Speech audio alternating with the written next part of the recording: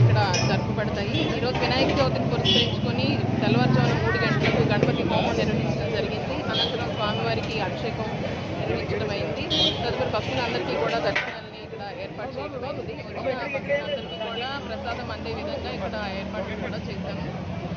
రేపటి నుంచి స్వామివారికి రోజుకొక అలంకరణలో భక్తుల దర్శనాన్ని జరుగుతుంది.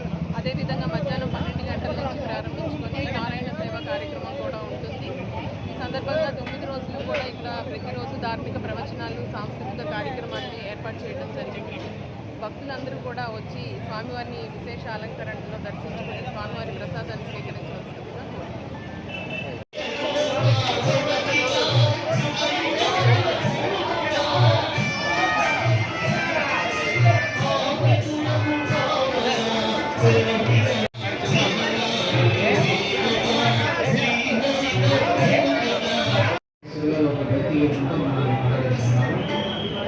ఆర్కెస్ట్రాపై రాజ్య కళాకారులకు ధన్యవాదాలండి. అమృత్ గారు మా గాయకుల బృందంలో చాలా ప్రత్యేకమైన వ్యక్తి. సన్ మీడియాలో లేఖలు జరగండి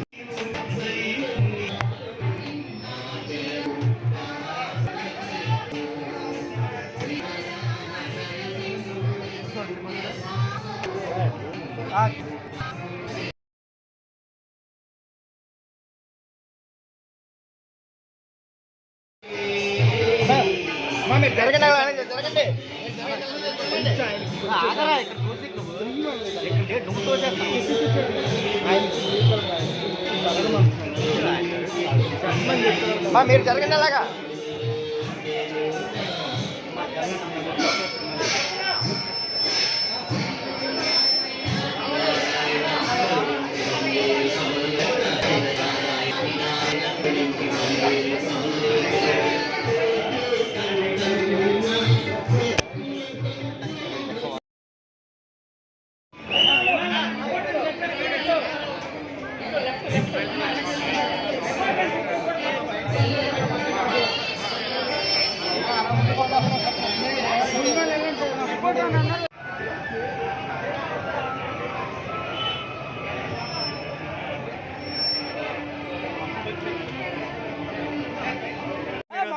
గణేష్లే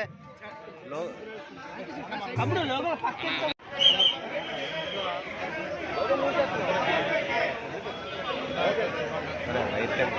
ఒక్కడి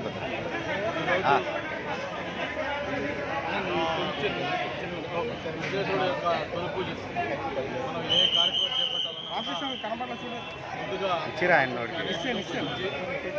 మనం తలపెట్టే ప్రతి కార్యక్రమం కూడా ఎటువంటి విఘ్నాలు లేకుండా విజయం సాధించాలని మనం పూజ చేసుకోవడం అలవాటు.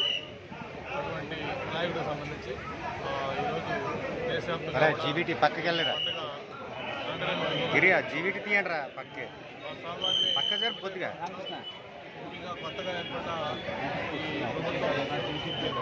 ఈ చందు జీవిటీ కొద్ది పక్క జరపరా జీటీవీ కొద్ది పక్క జరప క్లోజ్ చేసి పడతాం కనీసం వరదల కారణంగా మొత్తం జనజీవనం కూడా అస్తవ్యస్తం అయిపోయింది. మరి గౌరవ ముఖ్యమంత్రి గత వారం కూడా నోట్లు ఇచ్చాడు. విజయవాడ సెక్రటరీ మొత్తం పరిస్థితులు త్వరగా అన్నీ కూడా చదువుకోవాలని, ప్రజలు సాధారణ స్థితికి రావాలని పూర్తిగా కోరుకుంటూ ఈ రాష్ట్రం అన్ని రంగాల్లో ముందుకెళ్లాలని, అన్ని విధాలా అభివృద్ధి చెందాలని, ముఖ్యంగా ప్రజలు సంతోషంగా ఉండాలని చెప్పని మన పూర్తిగా విశాఖపట్నంలో ఈ సంపత్ వినాయక ఏదైతే ఉందో మనందరం కూడా ఒక ఆనవాయితీ సాంప్రదాయం అలవాటు. ఇక్కడ నుంచి తొలిసారిగా ఏదైనా కార్యక్రమం చేసే ముందు ఆ స్వామివారిని పూజ చేసేయడం వల్ల మనకు ఆనవాయితీ. మేము ఇది ఏదైనా 6 ఎలక్షన్ల ప్రకారం నిలబడ్డాను. ప్రతి ఎన్నికల్లో కూడా నామినేషన్ అప్పుడు కానీ ప్రచారం స్టార్ట్ చేసినప్పుడు కానీ అలాగే పోలింగ్ ఆ జీటీవీ ఎవరిదో పక్క వచ్చి స్వామివారి దర్శనం చేసుకొని స్వామివారి ఆశీస్సులు తీసుకొని జలానే కొద్ది పైకెత్తు చేయడం సంప్రదాయం. మరి ఇప్పటిదాకా కూడా స్వామివారి ఆశీస్సుతోటి అన్ని వాటిలో కూడా ఘన విజయం సాధించాం. ఆ స్వామివారికి ఎల్లవేళ ముందుగా ఉంటామని చెప్పి కూడా ఒకసారి తెలియజేస్తున్నాం. మరి 9 రోజులు కూడా ఈ వినాయక చవితి ఉత్సవాలు వాతావరణం జరుగుతూ ఉన్నాయి. ముఖ్యంగా అధికారులు కూడా చక్కగా ఏర్పాట్లు చేశారు. మరి దీనికి సంబంధించి సహకరించిన ప్రతి ఒక్కరు కూడా పేరు పేరున ధన్యవాదాలు తెలియజేసుకుంటూ మరొకసారి అందరూ కూడా ఆ వినాయక చవితి శుభాకాంక్షలు అందరూ కూడా మంచి జరగాలని మనస్ఫూర్తిగా okay sir. Okay. Sky news ప్రేక్షకులందరికీ కూడా వినాయక చవితి శుభాకాంక్షలు.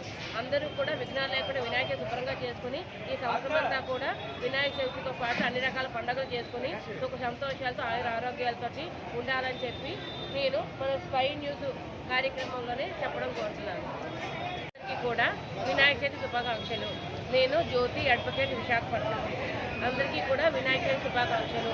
అందరూ కూడా తొలి పండుగైన వినాయక చవితిని భోగభాగ్యాలతోటి ఆరోగ్యాలతో ఉండాలని కోరుకుంటూ దేవుడికి పూజ చేసుకోవాలని రానున్న పండుగ అన్ని చేసుకుని సంతోషంగా ఆరోగ్యాలతో ఉండాలని సదా అందరినీ కోరుకుంటూ ఉంటున్నాను.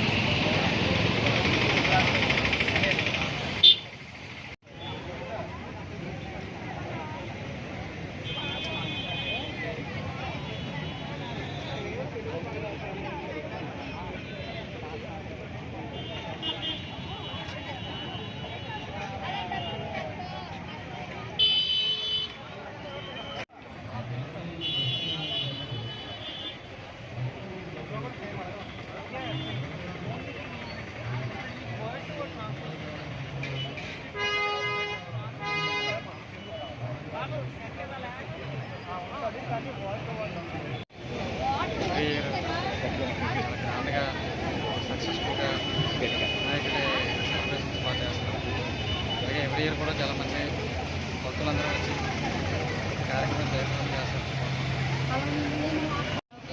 ప్రసాద వితరణ వాటర్ సప్లై చేస్తున్నాము.